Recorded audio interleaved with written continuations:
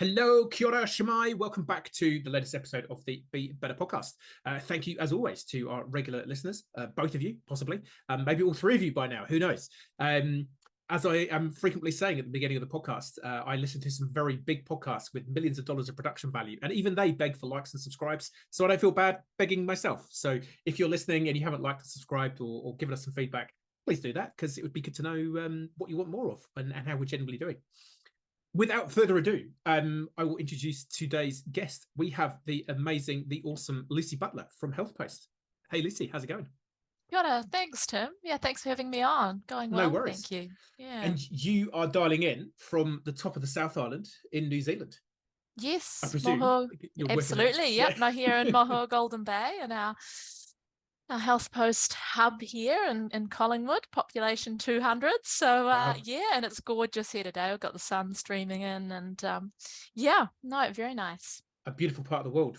We do have international listeners, viewers. So yeah, if you haven't made it to the top of the South Island in New Zealand, it is one of the South. We'll probably say the South Island is more beautiful than the North Island. Sorry, North Island listeners, but in the whole place is pretty beautiful. But yeah, top of the South Island is pretty special. So it is. It's pretty spectacular. Yeah, and it's definitely part of who we are and how we do what we do, I guess. Deep ties to this region, which I guess we'll get into probably further on in the conversation. Yeah. Indeed. Yeah. So for people who don't know Lucy Butler, don't know HealthPost, who are you, and tell us what you're about. Sure. So we are HealthPost is a leading online retailer of natural health and wellbeing. So we've been around for 35, almost 36 years. The business was founded by my mum back in 1988 as she was sort of struggling with her health in various fronts and wanting to look at plant medicines and supplements and superfoods and things to help to heal her gut and her overall well-being. And being based here in Collingwood, as she was, where we have a large purpose-built premises here. Now I'm actually sitting in our wellness room currently, but it's all still only a stone's throw from where the business was founded, in the basement of Mum's home when we were kids. Yeah, my brother Abel's now CEO of the business, and I am the values lead. So it's still very much in the family, still family owned. But at the inception was Mum's desire to access these products, and in the late 80s in rural New Zealand, that actually was easier said than done. Very expensive. They actually were not accessible, largely. This is all obviously pre-online shopping and that sort of thing. And natural health in itself was a much smaller and more niche market in New Zealand at that time. So she started ordering barley grass originally in bulk, and discovered that other people were sharing the same issue of accessibility and also affordability. It was very expensive because it was a lot less competitive. And so she started weighing it out, divvying it up around the community, and HealthPost really grew from there, and for many years really grew off the back of the tenacity of rural women, really, mum included, and really spread through word of mouth, no advertising. It was all mail order at that stage. Pretty grassroots beginnings, but really wedded in the purpose that we still hold true to today, which is to help people live naturally healthy lives, and the products that mum was accessing, my mother Lindley at the time, really did transform her health. She was able to heal herself, and so I think that propelled as well her desire to continue to do the work that she'd never imagined herself doing, and to continue to share that with others. Yeah, it's super cool backstory. It's when you kind of try and delve into the origin stories of companies, or if people are kind of looking to reconnect to their purpose as an organization, like going back to first principles again, why were we founded? And I think it's really interesting the number of B Corps that I've interviewed on here, or I just know where they were founded by someone who's like, I'm genuinely trying to solve a real problem here, as opposed to I think in the modern world of startups, particularly tech startups, the whole kind of unicorn, let's invent a need that we can then solve that need, but really it's not really a need. My favorite one to poke fun at there is pooch selfie, which is like a piece of plastic that you connect to the top of your phone that holds a tennis ball so you can get a better selfie with your dog. It's kind of like, does the world really need that? Whereas, I'm struggling with my health. That has massive, anyone who's got even a minor health issue, we know how that affects your performance as a adult, child, human, parent, Absolutely. wife, brother, sister, whatever you are. Yeah. So it's really cool to just see how that. And I think also you remind me, or the story kind of reminds me, do you know Perry Drysdale from Untouched World? Yes, and look, I listened to your wonderful interview with her just yesterday, actually, Tim. Yeah, I really enjoyed that conversation. Similar kind of vibe, just like rural mum who's not going to take not going to take no for an answer, and I'm just going to give this a go and see what happens. Absolutely. I thought that too as I was listening to the conversation. Actually, it reminded me of that same spirit again, South Island too. Don't mess with a South Island. Yeah, that's right. Just very independent minded, independent thinkers, used to fixing things themselves, not used to kind of giving their power away to external sources of authority particularly easily, actually just kind of working it out and being pretty open-minded about how they approached that, and we still have strong connections within the rural community, and the advocacy certainly is foundational for us. And I think being based here, just to your point earlier too, like continuing to be based here in the small rural community and continuing to be family owned and having our mum, that relationship very sort of live and real as well. There's this immediate accountability all the time to the decisions and their wider impacts. And, that's part of what we loved when we discovered B Corp, because it was a way of a language and a framework for expressing that. And in a way it felt really familiar to us too, for all that we learned a huge amount through that process in terms of international best practice, things we hadn't thought about, and that journey continues. But also it really resonated for us at that level of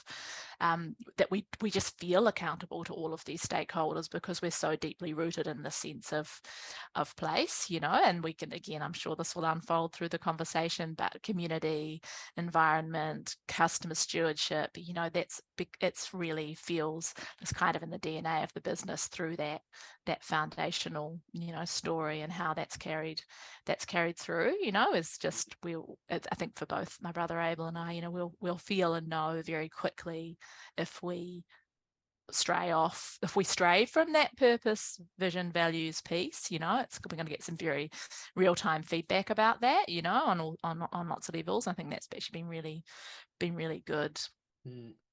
It'd be interesting to almost do a bit of a study. I wonder what percentage of B Corps are family-owned businesses, because just sort of thinking around even just some of the New Zealand community, in terms of like the standard business world, I don't know, I don't know whether B Lab could even run that stat, or whether that's even captured. But it's a really interesting point I can think of, and whether there is something around that connection to genuine family values, as opposed to quite often, as corporations get bigger and the values are maybe brought in by a marketing consultant rather than actually what goes on the day-to-day, and people aren't actually held accountable to it. It's a bit different when you got to front up to your mum at the end of the day and go, actually I didn't do what I said I was going to do. That's right exactly. It is. And also, our father is a major shareholder of the business and has been for some time. The same thing, if we want to do something cool, something that is values based, something that's an investment, yes, we do have an independent board of directors, but really, like, we could, it's a matter of getting dad on board in the first instance, and because, again, those values are shared, he's passionate about conservation and does incredible work in that space. So, it's not hard to get him on board with cool stuff, with zero carbon. And we founded the HealthPost Nature Trust, leading some awesome landscape regeneration projects here in Moho Golden Bay as well, and he was instrumental in that. So again, I feel really lucky. I think I can only imagine it's a lot more complex. There's a lot more layers in organizations where that you don't have that immediate ability to kind of communicate and connect on these levels. But also possibly makes Christmas dinner a bit tricky when well, my mum actually said you were going to do that for the that's another thing. About 10 years ago, mum just absolutely banned business talk at her kitchen table. She was like, That's no, reasonable. no more. We're Yeah. gonna have different conversations. So Yeah. yeah, keeping those lines clear is something that we've gone better at, I think, over the Yeah. years, because it does put pressure on relationships too. You're never going to see as much as those values are shared. You're never going to see eye to eye on every single piece, and we occupy different roles within the business necessarily too. So yeah, we may each be arguing our corner for different things, and rightly, Mum would prefer that didn't happen over Christmas dinner. Yeah. But then it brings up that time when Abel didn't let you play with the train set. Yeah, this is it. It all started when you were 6. Things can devolve quickly, Tim. Exactly. Yeah. It's true, because I mean, when I was sort of straight out of uni, I started a business with my dad and a friend of mine from school, and quickly realized that there was no separation between parent relationship and work relationship. And I didn't know what I was doing, straight out of university. But my dad he could only ever see me as the child, and wouldn't necessarily admit that any of my ideas might have any legs. And I remember we took a mutual friend of ours. He was another dad, who through school, and he was a senior partner at Grant Thornton, global accounting firm. And we went for a beer with him, and I said, right, Ed, this is the situation. These are the two solutions. Which one do you think would be a better one? And he chose mine. And I just kind of felt like, mic drop. Actually, I do know some stuff. But yeah, just that we really struggled to blur, and we had a tricky relationship at the best of times. And so bringing that just 24/7, and then so I had to walk away from it in the end. No, it definitely isn't all smooth sailing, and I guess we're at a size now where we can, to some extent, we can choose where we're working together, where we know that's going to work well. We've also worked together for a really long time, so we can choose where we collaborate and where we work in different aspects of the business. So I think that's we've got smart move. That's right. And we've got offices up in Auckland, and we've sort of have a team based up there and things. So we've got got a bigger canvas to to work. So clearly very, very values driven. But for your mum, like, do you know kind of where those values came from? Was she always a values driven person, or was it the inception of the business? Was there anything through that could mean to solve the health problem she had? You could have gone down a pharmaceutical route. She could have gone and found, but you went down a natural health route. So where does that kind of heritage come from? It seems like it's in the DNA, is what I'm trying to get to. Great question. I think she is a very independent thinker. I think always has been, from working class, reasonably poor upbringing, and just had to be creative. They had to be creative in how they met their needs as a family.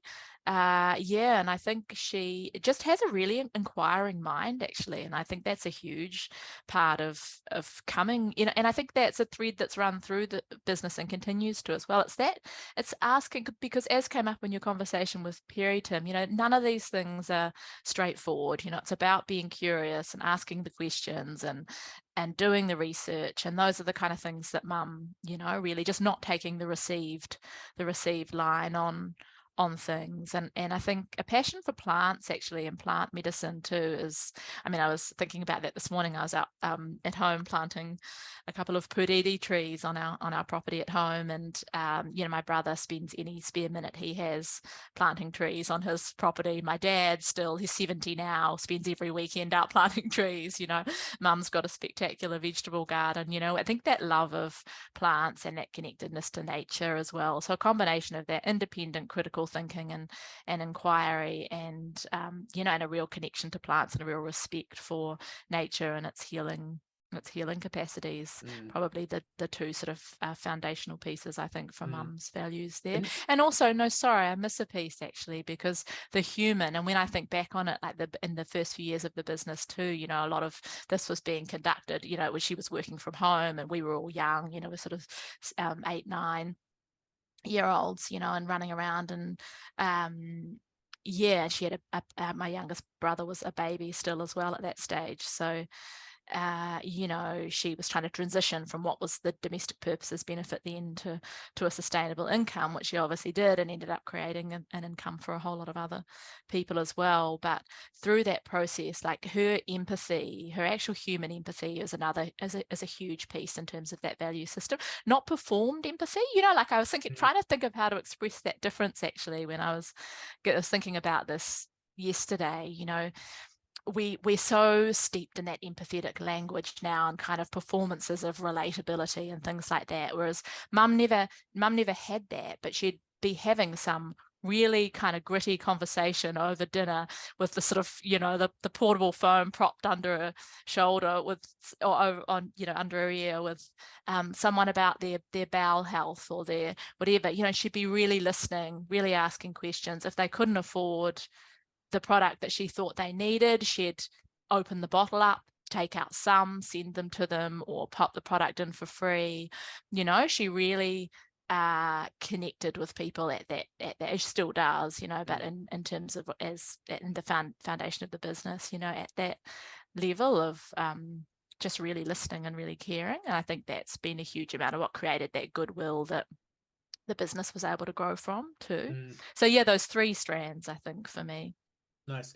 Yeah, I mean, it's easy to sense when someone's genuinely caring versus, I'm kind of pretending to care in the hope that maybe you come back and pay me some money that's at a right. later date.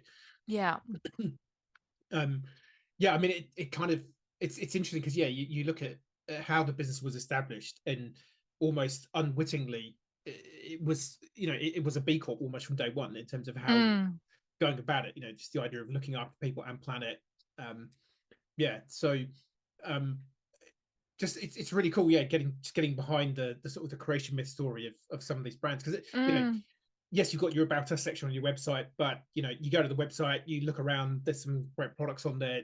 It's still hard to get that connection without actually talking to the humans behind it, and having that deep understanding of where it came from, which I think is it's a challenge. It's a tricky thing for businesses, because in an increasing world of more competition, and I guess in the retail space, everyone's generally trying to find the cheapest product necessarily, rather than the best supplier always. I mean, there's certainly evidence that increasingly people are wanting to support the companies that do care, which is why we're seeing a rise of B Corp. But in an online retail environment, to be able to quickly convey that depth of passion and empathy versus big box online retailer who genuinely just doesn't care, they're just trying to make as much money as possible.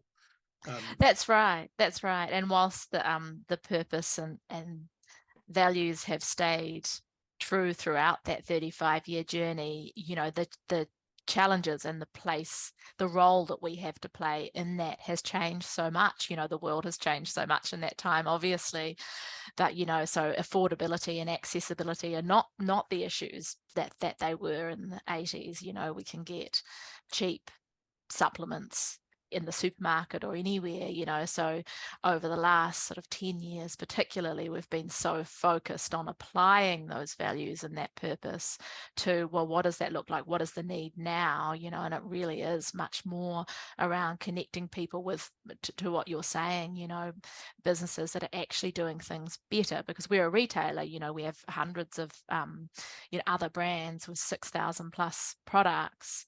And really rigorous range standards, and we put a lot of energy into both research and relationships with our brand partners. We have a lot of B Corp, a growing number.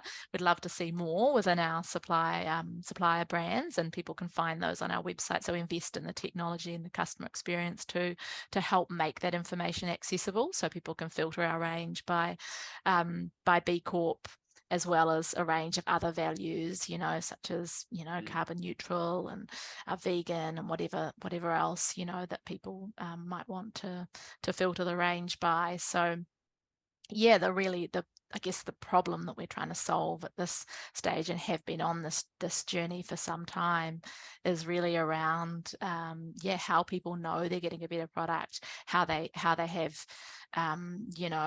access to transparent information. We have full ingredients lists for all products on our website.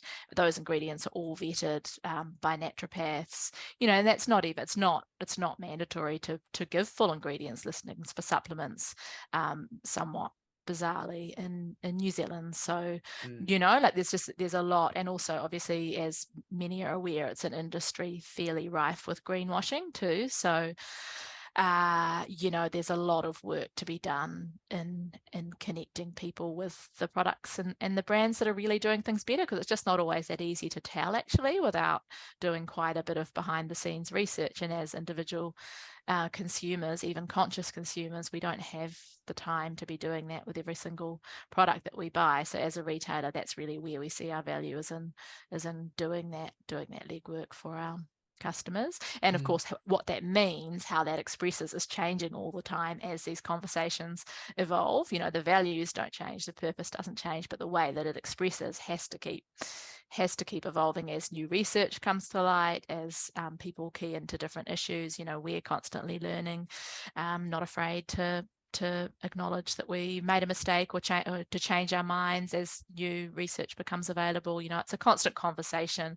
with our supply partners and with our customers as well. And again, drawing that line back to the business roots, and Mum's approach, that's how it always was. Her range, what she sold, grew in active conversation with her customers, and in a way, we're still doing that, but the conversations are more squarely focused now on these kind of ethical issues of, well, we've just recently discontinued krill products from our range as an example. We did, when we launched our marine sustainability policy about 5 or 6 years ago now, krill was considered, we did a lot of independent analysis, commissioned independent research. Krill was considered one of the more sustainable sources of omega 3 supplementation is a big category for us. It has very real health benefits. Some people really need it well, we all need it, but some people need to supplement it. Krill is a way that people do that. It received a better bill of health sustainability wise 5 or 6 years ago, and then in the last 6 months we've really come across and again through customers as well, and bringing our attention to research that indicates specific detrimental impacts that are to do with how krill is being fished now. The practices have changed, climate impacts, that it's impacting vulnerable species in the Southern Ocean in a way that wasn't publicized in the same way 5 or 6 years ago. So we've gone out to our suppliers, we've gone out to our customers, we've had these conversations, and we've made that change and really tried to bring those groups along with us, and I think quite successfully. Even those people that have been buying that product from us are like, well, I'm so pleased that you've done this research, thank you for letting us know. And we're increasingly promoting great vegan alternatives, which again have been, through algae-based supplementation, that's come a really long way in the last 5 years as well. So again, just kind of a topical example, I guess, of how these things are, we're never going to go out with a final position or a perfect statement on any of these areas, particularly not with such a big product range. There's just always more work to be done. That for me is the overarching opinion that I've come to, having been doing this podcast for a while and working with a bunch of B Corps, is it is not black and white. There is no black and white. It is massive shades of grey in the middle, where Perry was we'll double down on her episode as well. Hers was a great example where they moved to biodegradable bags for shipping their products, but then they did the research and realized actually they weren't as good an outcome as the plastic bags that they now had an option on. So they swapped them out. They had a whole bunch of complaints from their customers, but they said, look, this is the reasoning behind it. And then the customers are like, okay, we see it, we get it now. And I think that's for people who are, I guess, curious about B Corp or even just wanting to do more good. I think one of the things that stops a lot of people is, yes, but we can't be perfect, therefore we don't want to attempt doing it, because we know that, the letters to the editor will say, yes, but you're not doing this, or what about krill? You haven't done that. And it's like, well, it is constantly moving. It's really, really hard. But I think what we see most B Corps doing is actually being actively interested in wanting, which is why for me, we call our coaching program to help people get B Corp certified, we call it Be Better.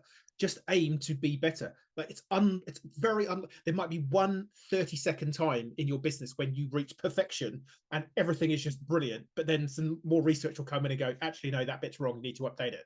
And so The key Yeah. though is to have that desire to want to know that you're doing the right thing. And I think that's what really sets, you know, B Corps and business for good in general, is because you're that heart-centered, purpose-driven, values-based.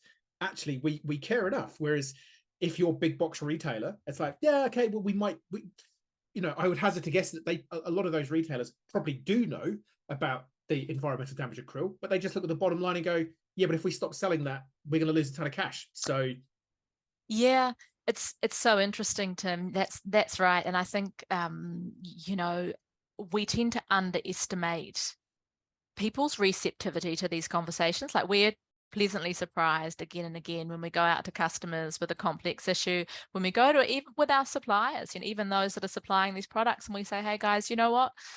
Can you give us any data to assure us that these are really sustainable? And they're like, yeah, maybe kind of not. Like, okay, well, we're gonna stop. You know, this is just, and not because we're saying it's bad or it's terrible or everyone should stop taking it, but just because we're actually really active through the HealthPost Nature Trust in the space of coastal and marine conservation, you know. So for us, there's a values mismatch there, you know, and that's all we're saying. And if you frame the conversation in that way, they're like, okay, cool. Yeah, we see that. We see that it's not a good fit for you. Respect your decision. Good on you for leading with your values, you know. And we've seen that through, certainly, like, we have a real leadership position ethically in the natural products industry in Aotearoa now. And it really is built more than, as much as on all the good stuff we've done, on the hard conversations that we've had. You know, we've deleted a lot of products for a lot of reasons in the last 10 years, you know, including a lot of really popular products that sell well. So in every time we do that, you know, we have the krill's just the latest example, you know, done it on basis of preservatives and all manner of other things, again, as information has come to light. You're taking something away from people that they used to buying. You're telling them there's the problem they didn't know was there. No one enjoys either of those things. And you're having a conversation with a supply partner where, you know, you're telling them their product's not up to scratch. But actually, all of those things, and really, I think the hard conversations ahead of anything else, is what has built that respect and that trust, both within the industry here and also with our customers and with our team. You know, like, these moments are some of the things that when we talk to our team, you know, that's what they're most proud of, is seeing, working for a business that they see, because they're at the front line of rolling out these decisions, you know, as well. They see that we're putting our values ahead of short-term profit, and that's just really powerful. And they don't even need to share those values specifically. Maybe they don't have a problem with that preservative or the chemical sunscreen or the krill oil, you know, personally, but they still care that we care, you know. And I think that's you know, that's the kind of, whenever I get the opportunity, I try and communicate that to other businesses, because I think you think, you know, when you're having the hard conversation, they're upsetting people, you're taking something away, but done in the right way, you know, no one wants someone getting on their soapbox, obviously, and waving their finger at them, but, you know, done in the right way, I think it really puts those relationships in a better place. I totally agree. And that's my working theory as to why I think B Corps are more resilient in tough economic times. And there's some recent data from the pandemic that demonstrates that. And there was some other data collected post global financial crisis to show that B Corps were more resilient. And I think it's exactly that, because you have better, more frequent and grown up conversations with your key stakeholders, and they trust you and they want, Yeah. you know, I think taking a stand on something that, I mean, it also ties into, you know, I guess, like the concept of the theory of the commons. You know, if you keep just, you know, over farming or overfishing krill, and it's creating a negative environmental impact, at some point that becomes completely destructive, and there is no krill, but there's also probably knock-on effects with other species that some you can think of, others are unimaginable right now. So it's actually not in anyone's long-term interest to maybe keep pursuing this. So we've identified this early, but we've got a solution.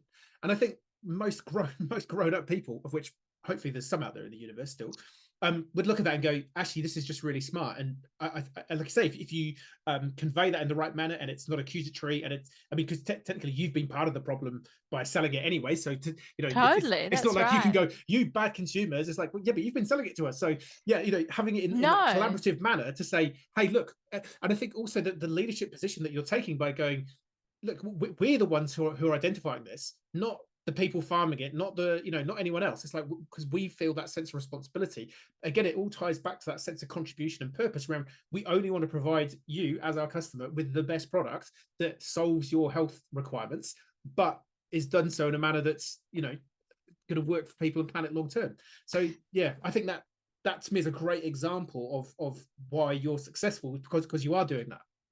Yeah, I think that's right. And that willingness to continually keep revisiting these things, because Yeah, and it's to fluid. have another layer sort of unpeeled for you, because we're all learning along the way with it. And I think, yeah, just not being too proud to do that. And again, it really helps when you're, as you say, in the habit of having those conversations, because you haven't gone out in the first place. We didn't launch our marine sustainability policy say this is the final word on at all. We were like, look, we've got this research done, made the report, the entire 50-page report or whatever it was, available on our website. Customers could have a look at the research we're basing our decisions on, what certifications we'd chosen to accept in respect of sustainability, which ones we hadn't. Just made all of that really available. So it's like, well, this is what we're basing our current position on. You have our word that we will keep revisiting this. And the packaging is another great example, like we're using and have done for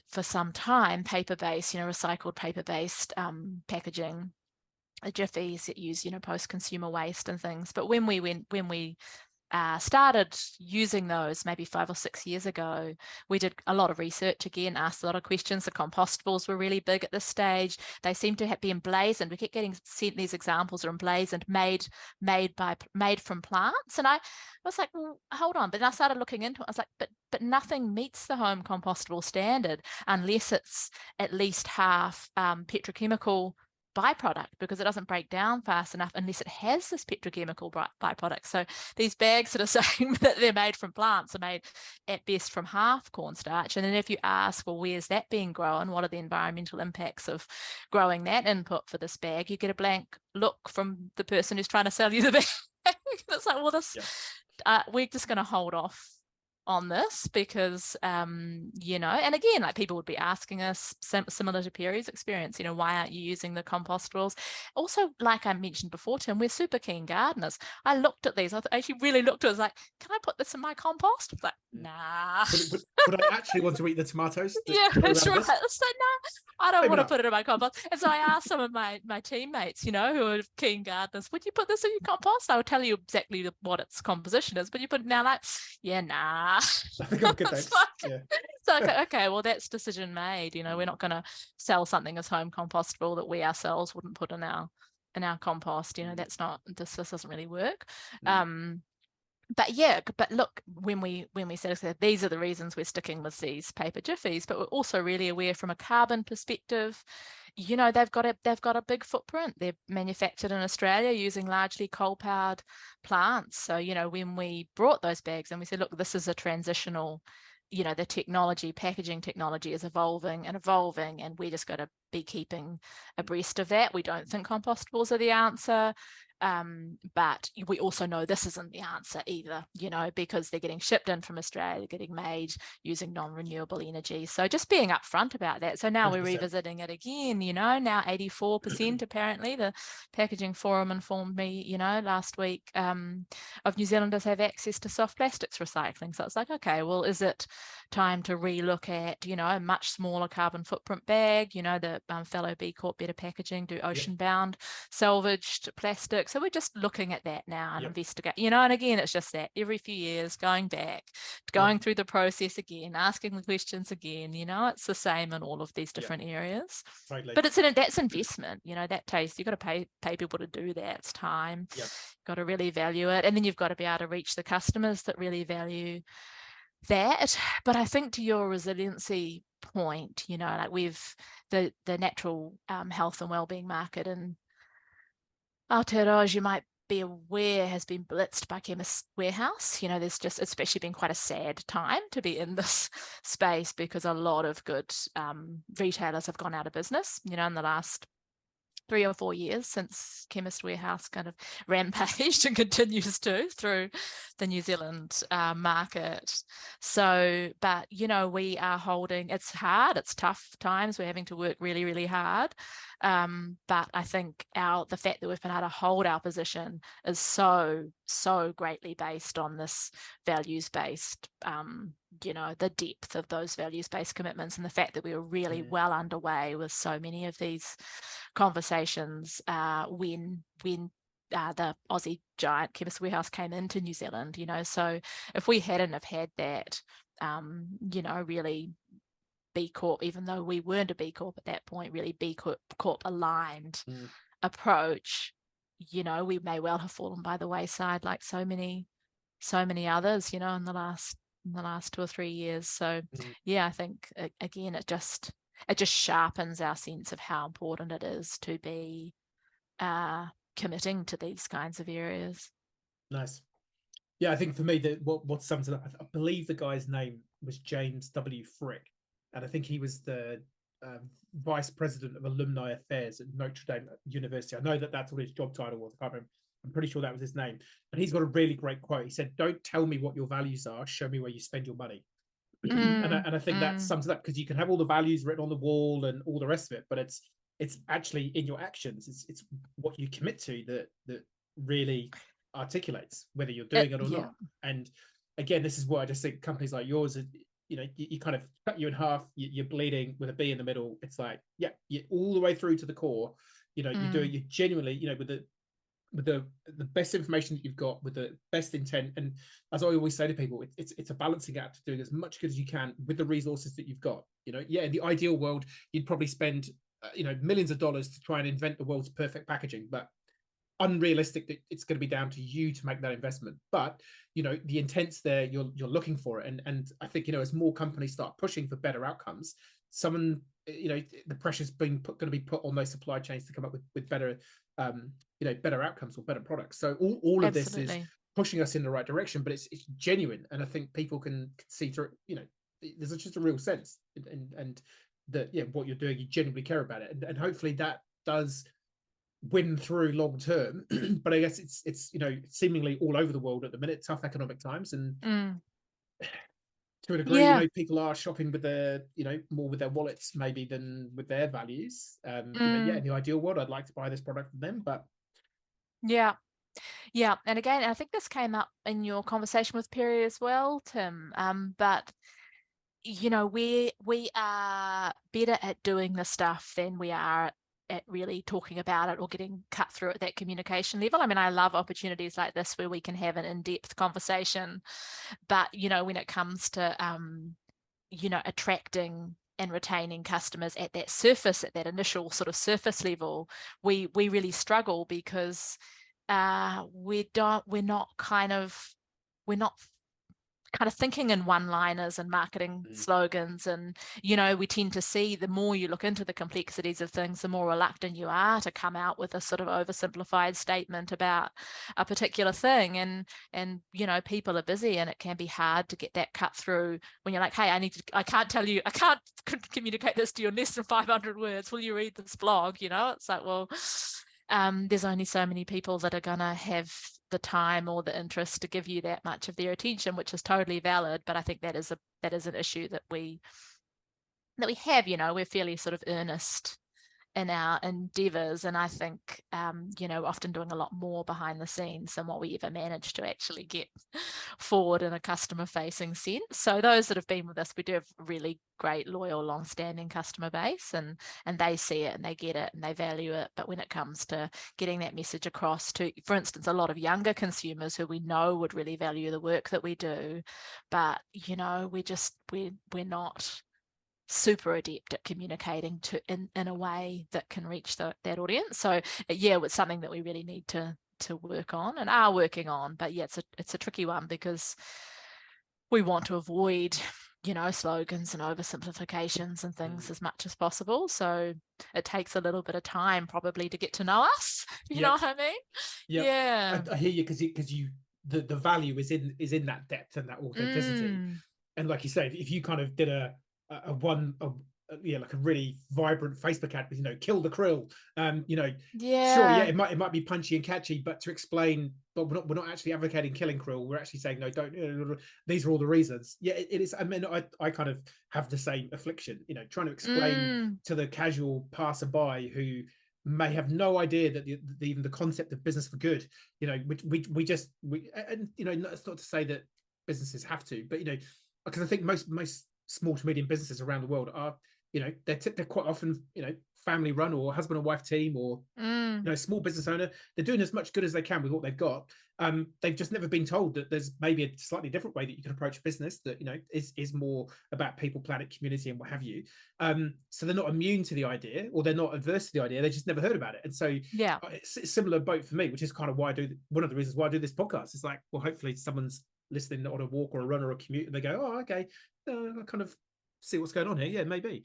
So yeah, it's Yeah. tough, but the Yeah. value is in that authenticity and the fact that it will take some work for you to connect to this. Because if it was easy and quick and transactional, then you're just big box retailer with no heart and soul. So yeah, That's it. That's it. Yeah. anyone listening who can solve this problem for us, Yeah, that's shout out. right. That's right. That's right. No, it is. It's a bit of a tough one. But that said, like, it has made us really determined to help other smaller businesses, because New Zealand has some phenomenal natural products businesses, and a lot of them are really small, like say a couple, or will be a sole founder. There may be only sort of 3 or 4 people working there, but they're making some really beautiful products and really doing things again with a lot more care and integrity. Something like B Corp might not be on their radar yet, but we know, because we have really exhaustive onboarding criteria and conversations and things. We know that they're doing something special, and they're really raising the bar with what they're producing, and it gives us great pleasure to be able to help them find their audience, to reach their conscious consumer by giving them an opportunity to tell their story. That's something that I feel really proud about in terms of the work that we do, because there are so few, to what we were just talking about, there are so few opportunities for them to get that story across, other than word of mouth or face to face at the farmers market. So they're not going to, most retailers are just not going to be interested in understanding in the first instance necessarily why what they're doing is special and better for the environment, and how they're looking after their people and all of that, how they might be producing a product that's better for the planet as well as better for the humans using it, because they're doing it with greater integrity. So yeah, we really try and champion those businesses and really get them in front of people, because there's just so few opportunities, again, in the way that our market is set up for people to be able to talk about what they're doing, and then and to really promote, and then ultimately encourage as they gain traction, them to go through independent certifications like the B Corp process in particular. And we're always, as always advocating for more of our supply partners to become B Corp, and also actively look for B Corp suppliers for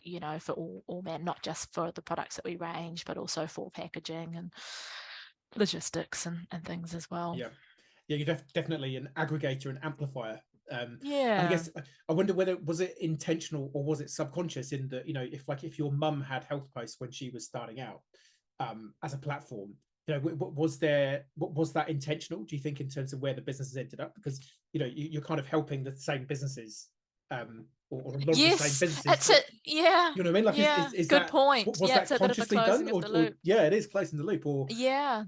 Yeah. I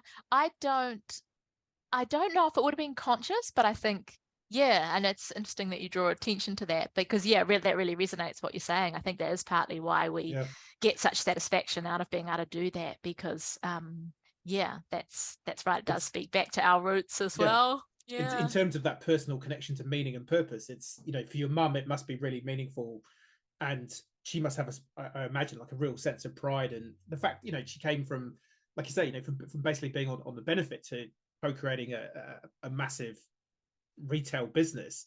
Like, yes, that's fulfilling for me. Yes, I've done some cool stuff. I've created this beautiful family business, so I've brought the family into it. Like that's amazing in and of itself. But in the back of her mind, there must be a bit of like, hopefully there's someone like me who's now having an easier run at this than I did by virtue of us Mm, existing. So it's kind of like double layer of meaning. Like I think if you mm. can, if you and the team could really connect into that and that sense of values, like that is, you know, this purpose fuel performance that I talk about. It's like you've got a super fuel there that, you know, the person working on the checkout in Chemist Warehouse, you know, there ain't nothing there. You know, No, it's like no, no. we It's just a want to very sell different. cheap stuff to as many people as Yeah, possible. You know, that yeah. sounds great, but you're not paying me very well. You're not paying my colleagues very well. You know, yeah, like the whole. I think that's the really tricky thing, because to encapsulate it's like to try and capture that. It's like trying to nail mist to the wall, or, you know, the taste and smell of the Yeah, number three. It's really hard to articulate it, but it almost needs to be inarticulable, because it is more of a felt emotion thing rather than a catchy statement one liner. um that's right. and I think that's a real tension there, but it's how do you, yeah, it's leading people to that. There's something really, really special there. That's right. I think, yeah, a couple of points on that. I think creating uh, more diverse employment opportunities in rural communities is something that Mum is rightly proud of that legacy, and we see the impact that it has on this community, being based here as the largest employer in this community, and the fact that it gives people opportunities, work opportunities that wouldn't otherwise exist. There's not another medium-sized e-commerce retailer down the road. It really is, and it's an anomaly. I mean, we literally get camper vans. In fact, if people wanted to check out, because the landscape, the business HealthPost itself, and the work we do out at Wharariki and Fuwell Spit with the HealthPost Nature Trust is captured beautifully on a country calendar episode. Did a focus on our businesses and things last year, and that's just it's a really good way of getting a sense of the lay of the land, and a lot of beautiful drone footage and things. But we really are like a reasonable sized business premises in a cow paddock, surrounded by cow paddocks. So we get Nice. camper vans and things calling in the summer, going, why are all these people here, what's going on? So I think it is really like actually creating those opportunities for rural Kiwis is definitely part of what it's about. And when it comes to, again, supporting those smaller natural products businesses, they often are located Yeah. rurally. It's something that people are doing because, again, that's coming through that connection with the land and the connection with plants and plant medicine. Yep. So yeah, so it is, that is really satisfying. And I think, just to pick up on your other point too, Tim, that attracting and retaining talent, so called, wonderful people, is a huge bonus of being evidently values and purpose led. I just feel like we've been so fortunate with the team that we've had, the team that we have now, and the people that we've had, over the last decades. And I think so much of that, like, we really have, in terms of what we've been able to pay the people that we've had with us, we haven't been able to compete on that level of salary. A lot of them have come from bigger organizations to work with us because they want to be part of something that feels good and that reflects the kind of changes that they want to see in the world. And again, that's a really hard thing to quantify in terms of benefit to business, but I believe, and I know my brother believes, that it's been enormously instrumental in us being able to continue to thrive and grow throughout the various challenges of the last few years. So again, that's something I always try and take the opportunity to emphasize, because I think if people understood how powerful that is, that would really be added incentive to double down on the values and purpose and vision. Because really, if you want to be working with people that you love, and if you can be working with people that love what you're doing, and it's just a change. It's this total game changer, really. Yeah, I don't think it's through luck. I think it's just genuinely, like I say, people can feel, you can feel that sense of genuineness, authenticity, like genuine authenticity. Because I think, again, even authentic is a word that's bandied around and pretty inauthentically. Have you ever had a conversation with Tish from Raglan Food Co. to see? Yes, we Because were on it. We did our presentation, the seminar together. Yeah, we're both I presenting wonder last year. which is the per capita highest employer of a small rural Yes, we community. recognized we had it. It was wonderful to meet her actually because we recognized so many parallels in our Massively. stories. Yeah. Yeah, That it was a really cool the connection. company Yeah, built around her creating a better product for a partner who had some health yeah. issues. Yeah, rural community. It's also, I remember doing my A-level geography back in the day in the UK, and Mr. Henderson, who to be fair, he didn't teach us much geography. He just strung together a bunch of anecdotes over a 2-year course. Um, but one of the case studies I do remember was the founder of Lego in Denmark, because the headquarters is still to this day, I believe, in this really small town in the middle. Because when you look at human geography, if you're going to build a big factory to pump out stuff to sell to a global market, it needs to be close to infrastructure, near a water supply.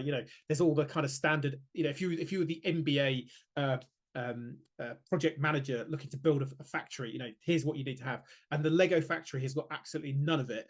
The only reason it was built there is because the founder loved his hometown so much and he didn't want to move. And so it's kind of cool to hear that you can do what you want to do based on how you want to do it, rather than just going down the tick box and going, let's be really systematic and mechanical about, again, I think it just comes back to that connection to, and I think this is what separates business for good and B Corps is that the really top performing ones like yourselves are you're connected to yourself, and you're connected to that deeper meaning and purpose, as opposed to, we just, for HealthPost, B Corp would make sense to do just from a marketing perspective. It's like, it's kind of trending. We're in the kind of natural health world. Let's just go and get the B Corp. But again, and every B Corp that I've worked with, you just kind of feel like it's genuine. Like you're doing it for all the right reasons, and it just shines through. Great. Yeah, thank you, Tim. Yeah, B Corp first came to our notice at the biggest natural products trade fair in the world is in Anaheim, and we in Los Angeles, and we went there. We have attended multiple times, but it really became clear around about 2014, 2015, I think, that, a lot of the most interesting brands that were popping up at this enormous trade fair, the ones that were kind of popping out of the thousands and thousands of stands and people vying for your attention were B Corps. We were like, oh, this is interesting. What's this about? It was long, but like no one here had heard of, and it had never crossed our radar. It was not a conversation we'd ever had with anyone here in New Zealand at that point. It was really just through seeing that the self-selecting nature of the brands that were becoming B Corp in that hugely competitive and in some ways quite a bit more advanced American natural products market, though the trade fair is international, so there's organizations from all around the world, but it's primarily the American brands, so forward-thinking American brands that were leading that B Corp kind of wave there. And then we came back and we're like, oh, we got to start looking into this. This looks pretty interesting, and then and that led to us certifying our fairly small own brand range of supplements and superfoods and things, which is called BioBalance, and we certified that in 2018.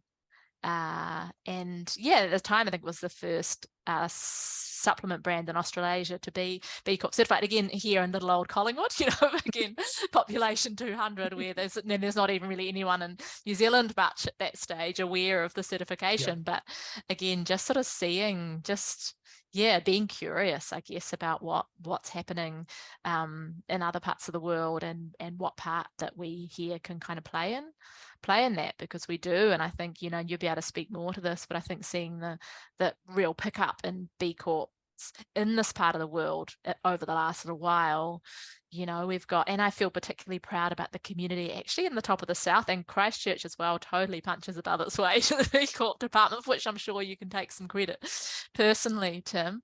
But just like we've got Pix and Chia Sisters and some other beautiful businesses just right here in our own region in the top of the South, really awesome trailblazing B Corps. I feel like, again, that those things that we touched on earlier, like that spirit of kind of independent, critical thinking, desire to do things better, constantly looking for ways and things and tools to help move these issues and conversations forward. And yeah, I feel proud that that's the case, and that's still being expressed. Yeah, rightly so. And yeah, I think you would have been a big part of that Top of the South Island movement as well. People seeing, I think that's a large part of it for a lot of people, is seeing is believing. It's like, oh wow, okay, if a company based in a small rural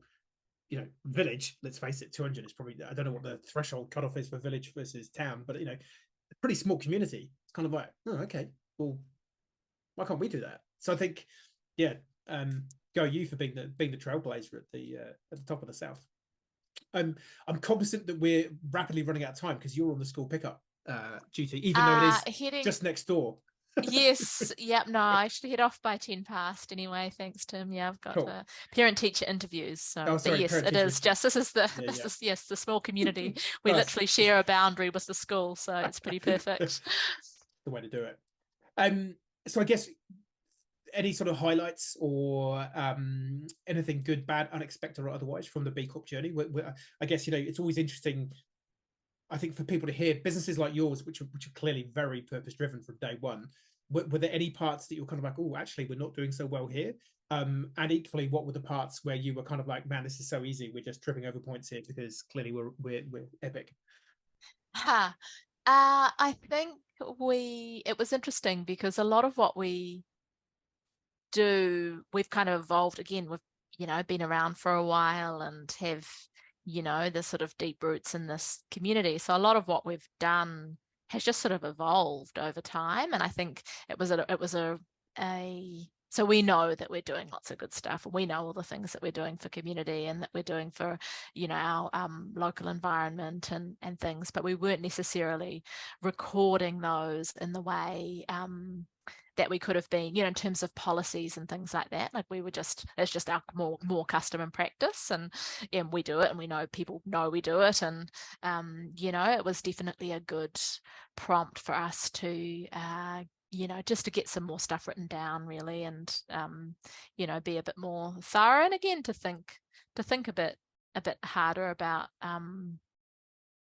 certainly areas that hadn't, like diversity and inclusion. We definitely took some great, really dug into some examples and some templates and things there through, the areas that perhaps, again, we are in a small rural community that may not have reached us in the same way that they would have in a bigger urban centre in terms of significance and impact, or being at the head of that sort of movement. So yeah, that was really useful to get just to be a bit more keyed into the international best practice in some of those areas. It's that kind of intentionality around impact rather than, I guess, I think that's what's a useful tool. It's a framework. It's a heuristic to kind of go, okay, like I say, what is international best practice, rather than that's right. We're kind of hacking away. We're trying to do the best that we can, but we don't know what we don't know.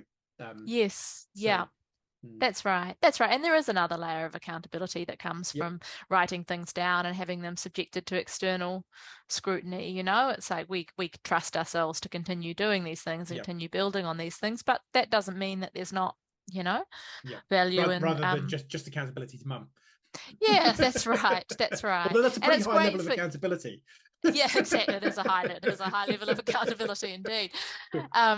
That's right. But then that said, we do have an external board of directors. So again, I think it's really powerful for them to know our B Corp commitments and, for them to govern to those commitments. And I think without going through a more formal process like that, again, you don't have necessarily the same degree of assurance that your directors would be governing the organization in a way that aligns with your values. You can have the conversations, and that's great. And obviously you recruit, those roles on the basis of, that values alignment in the first place, of course, but I still think there's a lot of value in having those formalized commitments as well. Yeah, no, totally. So I guess to wrap up then, what's the future look like? Is there a particular area of impact improvement that you're really focused on, or is it just general maintenance, or just small wins that you've got as an eye for the future?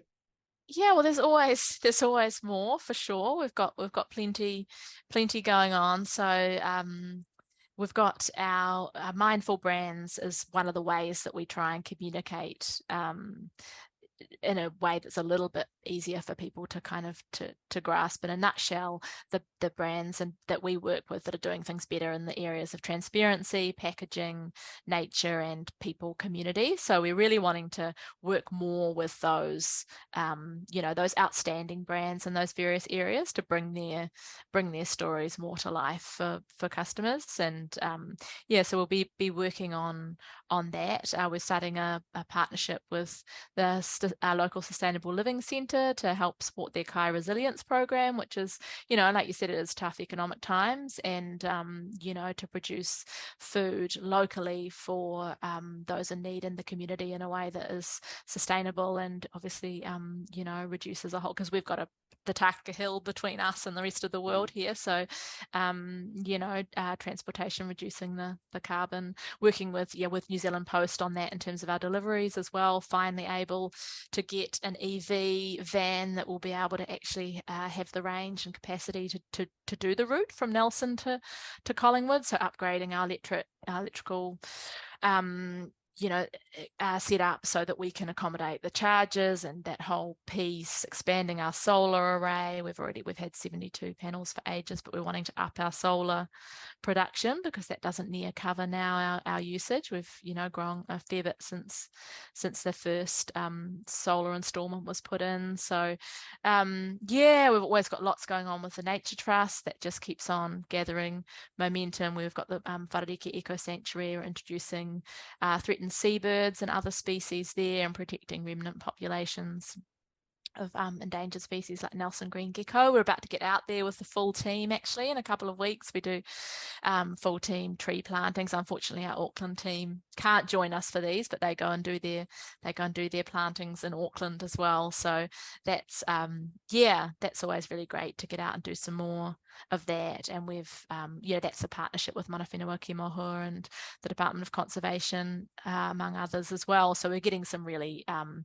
getting some great progress there in regenerating the pretty spectacular landscape on our back door. So and lots in the business front. We've acquired our Flora and Fauna. It's another B Corp, Australian B Corp, and Nourish Life, a couple of natural products businesses that were have been really successful, but were struggling at the time at which we acquired them, and just trying to get them up and running again. And that's going well. It's taking a lot of time and energy. My brother's spending a lot of time in Sydney there at the moment doing that with his partner. So plenty, heaps, probably too much to be honest. Enough going on. That was just off the top of my head too. I won't go on, but no shortage of opportunities, that's for sure, to amplify impact. And it's just about trying to prioritize, I guess, and realizing, like you said earlier, you've got to be perfect, can't spend too much time trying to refine one area. We've got to try and keep an open mind and work as much as we can across all of these aspects that we see as being important. And there's setbacks, but there's also lots of hopeful. We feel really well. Again, the relationships, I think, with our customers, team, and so many other businesses wanting to do things better, whether they're in our industry or not. I just find that inspiring and hopeful, and long may that continue to grow, I guess. I have no doubt. Yeah. Oh, that's super cool. Nice. Look at that. We've got just about 2 minutes to go, so what a perfect time to finish. So, thanks for making the time to have a chat. It's been good to get to know a bit more about the Bizzo and what you're doing, and just keep on doing. I think there's a real just genuine authenticity and so many layers of purpose and meaning in what you're doing. So just keep on doing what you're doing. It's thanks, Tim. Super cool, super inspiring. Thank you. Thanks for the opportunity to talk about it. I really enjoyed our conversation, and yeah, keep doing what you're doing. Thanks. Yeah. Yeah, Well, you inspired many on the path. So yeah, I'm sure I've you'll got continue no to. option. I'm fundamentally unemployable, so this is all I've got. So It's quite helpful sometimes to have your options a bit it's constrained. kind of like, It keeps you it's focused. the old Viking ship. Yeah, just burn Yeah, it. that's Well, right. I'm here now. Yeah, no, that's right. No, you're good for it, Tim. I've got no doubt. Yeah, we're doing all right so far.